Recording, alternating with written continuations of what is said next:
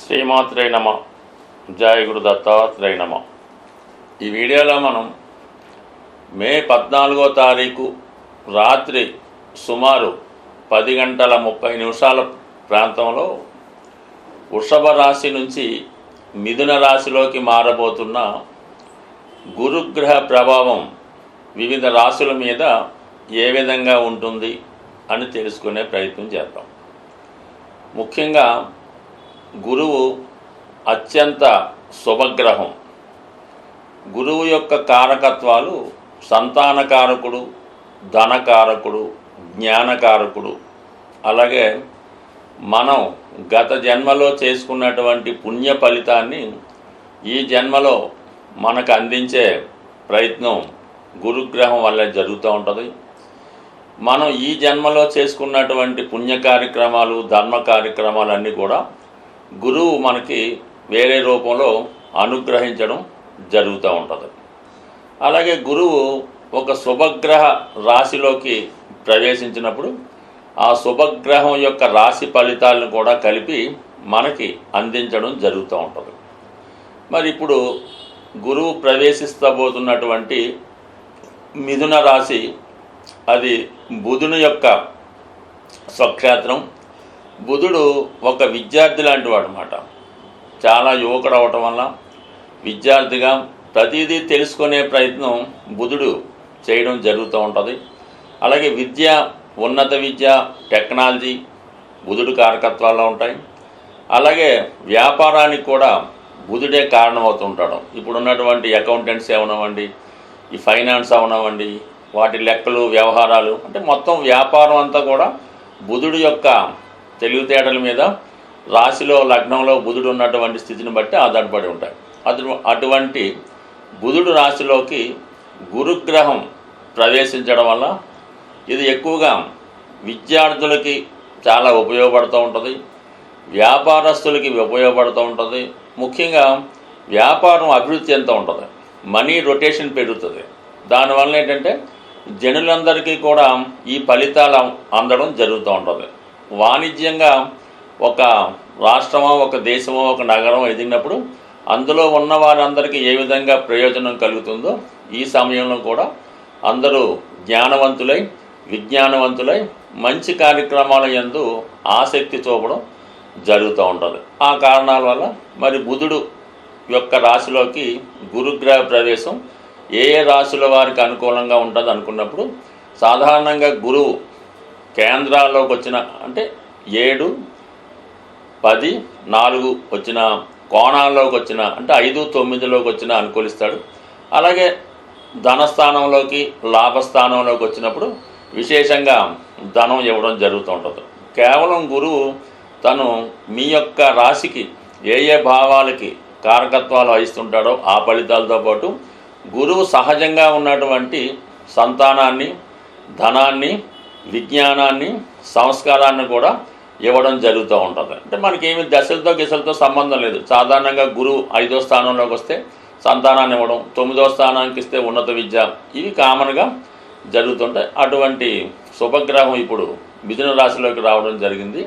మరి మిథున రాశిలో ఏ గ్రహం వచ్చినా కూడా దాని యొక్క ఫలితాలు చాలా తొందరగా ఇవ్వడం జరుగుతూ ఉంటుంది. అంటే బుధుడు అతి శీఘ్రంగా ప్రయాణించే గ్రహం. అంటే చంద్రుడి తర్వాత వేగంగా ప్రయాణించే గ్రహం బుధ గ్రహం. అటువంటి బుధ గ్రహంలోకి, బుధుని యొక్క రాశిలోకి గురువు రావటం వల్ల కంపల్సరిగా రావటమే అటు విద్యా వ్యవస్థ బాగుపడుతుంది, వ్యాపారం పెరుగుతుంది, మీడియేటర్గా ఉన్న వాళ్ళందరికీ కూడా చాలా అనుకూలంగా ఉంటుంది.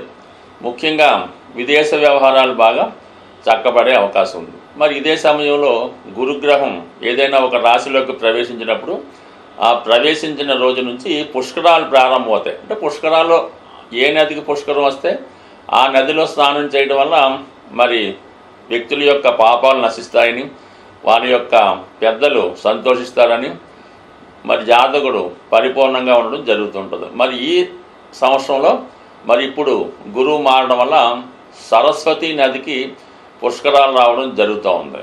ఇది కూడా ఒక విధంగా మరి విద్యార్థులకి, వ్యాపారస్తులకి అనుకూలంగా ఉంటుంది. కాబట్టి మీ యొక్క రాశులను బట్టి మిగతా గ్రహాల స్థితిని బట్టి వీళ్ళున్న వాళ్ళు అంటే కేవలం ఈ పుష్కరాలు వచ్చినప్పుడు సరస్వతి నది అనుకోకుండా అవకాశం ఉన్న వాళ్ళు అక్కడ స్నానం చేయొచ్చు.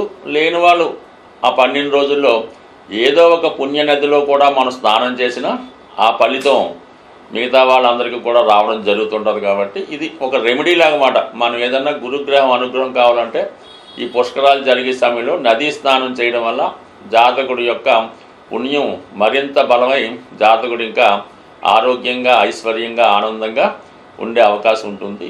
కుంభరాశి వారికి మిథున రాశిలో ప్రవేశించిన గురుగ్రహ ప్రభావం ఏ విధంగా ఉంటుంది అని పరిశీలించినప్పుడు మరి ఒక విధంగా చెప్పాలంటే గురువు పూర్వపుణ్యస్థానంలో ప్రవేశించడం అన్నది ఈ రాశి వారికి ఒక అదృష్టంగానే భావించవచ్చు. ఇప్పుడిప్పుడే ఈ కుంభరాశి వారు వారి యొక్క సమస్యల నుంచి వారు తిన్న దెబ్బల నుంచి బయటపడడం జరుగుతుంది. ముందుగా జన్మశని నుంచి విముక్తి లభించింది. ఇప్పుడు అర్ధాష్టమ గురువు 5వ స్థానంలోకి మారడంతో సంపూర్ణంగా వీరు సమస్యల నుంచి బయటపడబోతున్నారు. అంటే 5వ స్థానమే జాతకుడు జీవనాన్ని, జీవన విధానాన్ని, వారి యొక్క కర్తవ్యాన్ని నిర్వహించడం జరుగుతూ ఉంటుంది. జాతకుడు తొలి సంపాదన ప్రారంభమవుతుందా, ఎప్పుడు ఉద్యోగంలో ప్రవేశిస్తాడు, ఉద్యోగంలో ఎప్పుడు మార్పు వస్తుంది, ఎటువంటి అభివృద్ధి వస్తుంది అన్నది 5వ స్థానం బట్టి ఆధారపడి ఉంటుంది. తన యొక్క ప్రతిభ ఒక విధంగా చెప్పాలంటే పూర్వపుణ్యం, గత జన్మలో చేసుకున్నటువంటి పుణ్యం ఎంత ఉందో దాన్ని బట్టే ఈ జన్మలో మీ యొక్క కర్మలు అనుభవించవలసి ఉంటుంది. అది ముఖ్యంగా ధనం సంపాదించడానికి ఏ కర్మలు చేస్తారు, ఏ విధంగా జీవనం మారుతూ ఉంటుంది, ఎప్పుడు మీ జీవితంలో భాగ్యోదయం అవుతుంది అన్నది కూడా మరి పంచమ స్థానం బట్టి ఆధారపడి ఉంటుంది. అటువంటి పంచమ స్థానంలోకి ధనకారకుడు, పుత్రకారకుడు, సర్వ విజ్ఞానానికి, దైవ బలానికి కారణమైనటువంటి గురువు ప్రవేశించడం ఒక విధంగా జాతకుడు ఇంతకాలంగా ఎదుర్కొంటున్నటువంటి సమస్యల నుంచి బయటపడడం, తన యొక్క బలహీనతల నుంచి బయటపడడం. ఏదో ఒక బలహీనత ఈ జాతకుడిని ఆవహించి ఉంటుంది ఎంతకాలంగా. అంటే ఈ జన్మశని ప్రభావం అవ్వచ్చు, ఏలినాటి శని ప్రభావం వల్ల ఏదో ఒక బలహీనత, వీక్నెస్, దానివల్ల ధన నష్టం, మరి సరిగ్గా ఈ బద్ధకం, ఏ పని కరెక్ట్గా చేయలేకపోవడం, ఇవన్నిటి నుంచి బయటపడి జాతకుడు తనను తాను సంస్కరించుకొని కొత్త ఆలోచనలతో, కొత్త అలవాట్లతో దైవ ధర్మ మార్గం వైపు నడుస్తూ తనను తాను ముందు సంస్కరించుకుంటాడు. అంటే అతని నడవడికలో మార్పు వస్తుంది, వేషధారణలో మార్పు వస్తుంది, చూసిన వాళ్ళకి చాలా గౌరవప్రదంగా కనబడడం జరుగుతూ ఉంటుంది. ఇది విద్యార్థులకి చాలా చక్కగా ఉపయోగపడుతుంది. గతంలో మీకైనా బ్యాక్లాగ్లు ఉన్నా, పరీక్షలు తప్పి ఉన్నా, విద్య మధ్యలో ఆగిపోయి ఉన్నా తిరిగి మళ్ళీ మీ విద్య కొనసాగించడానికి కారణమవుతూ ఉంటుంది. అలాగే మరి 5లో ఉన్నటువంటి గురువు భాగ్యస్థానాన్ని వీక్షిస్తాడు, తులారాశిని వీక్షిస్తూ ఉంటాడు. సో ఆ కారణం వల్ల ఏమవుతుందంటే విదేశ ప్రయత్నాలు ఏముంటే ఫలిస్తాయి. ముఖ్యంగా వైవాహిక జీవితంలో ఉన్నటువంటి సమస్యలు పరిష్కారం అయ్యే అవకాశం ఉంది. ఇది వివాహ విషయంలో కూడా ఒక క్లారిటీ ఇవ్వడం జరుగుతూ ఉంటుంది.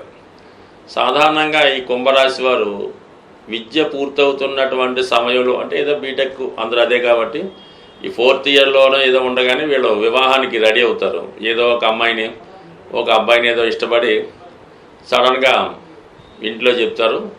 అది 99% వాళ్ళు ఒప్పుకోకుండా వివాహం త్యాగం చేయవలసి ఉంటుంది. అవతల పార్టీ వాళ్ళకి వివాహం జరిగిపోతుంది. అప్పటి నుంచి వీళ్ళు కొద్దిగా వివాహం మీద విరక్తి పెంచుకుంటూ ఏదో మిగతా వాటి మీద దృష్టి పెట్టి వివాహాన్ని అలాగ వాయిదా వేస్తుంటారు. ఇంచుమించుగా ఈ విధంగా వివాహాన్ని పోస్ట్ పోన్ చేసుకునేవాళ్ళు మరి 36వ సంవత్సరం వచ్చిన వాళ్ళు ఉంటారు, 42వ సంవత్సరం వచ్చిన వాళ్ళు కూడా ఉంటారు. అటువంటి వారు ఈ సమయంలో మళ్ళా వారి యొక్క మనసు మార్చుకొని మళ్ళా ఏదన్నా ఒక పెద్దలకు ఇచ్చినటువంటి వాళ్ళ కోసం, ఇంట్లో వాళ్ళ కోసం చక్కగా వివాహం చేసుకోవడానికి కూడా ఈ గ్రహస్థితి చెప్తూ ఉంటుంది. అలాగే మరి ఈ విధంగా 5వ స్థానం, 9వ స్థానం, అలాగే రాశి, ఈ 3 కూడా వాయుతత్వ రాశులు అవటం వల్ల ముఖ్యంగా మీరు విదేశ వ్యవహారాలు లాంటివి కానీ బాగా లోతుగా ఉన్నటువంటి విజ్ఞానాన్ని తెలుసుకోవడానికి, ఇది ముఖ్యంగా ఈ మీడియా సంస్థల్లో పనిచేస్తున్న వారికి, సినిమా రంగం, సాఫ్ట్వేర్ రంగంలో ఉన్న వాళ్ళకి చాలా వరకు ఈ గ్రహస్థితి అనుకూలించే అవకాశం ఉంది. బట్ ఏదేమైనా మన కుంభరాశి వారికి వారి కొత్త జీవితం ప్రారంభానికి అటు శనిగ్రహంతో పాటుగా గురుగ్రహం కూడా సంపూర్ణంగా సహకరించడం జరుగుతుంది. గురువు ఏ భావంలో ఉన్నప్పటికీ కూడా ఆ గురుగ్రహానికి సంబంధించినటువంటి పరిహారం చేసుకుంటే కంపల్సరిగా గురువు మంచి ఫలితాన్ని ఇవ్వడం జరుగుతూ ఉంటుంది. చెడ్డ ఫలితం రాకుండా కాపాడడం జరుగుతూ ఉంటుంది. అంటే గురువు మరి అంటేనే అందులోనే పేరులోనే ఉంది గురువు. మీకు విద్య నేర్పిన గురువు, మీ తల్లిదండ్రులు, వీళ్ళని పూజించడం వల్ల గురుగ్రహ అనుగ్రహం పొందుతారు. అంటే మరి ఈ రోజుల్లో అది చాలామందికి నచ్చని వరడం. దానివల్ల కనీసం వాళ్ళని పూజించడం అంటే పువ్వులతో ఏం పాదాలకు నమస్కారం పెట్టక్కర్లేదు, వాళ్ళని గౌరవప్రదంగా చూస్తే సరిపోతుంది.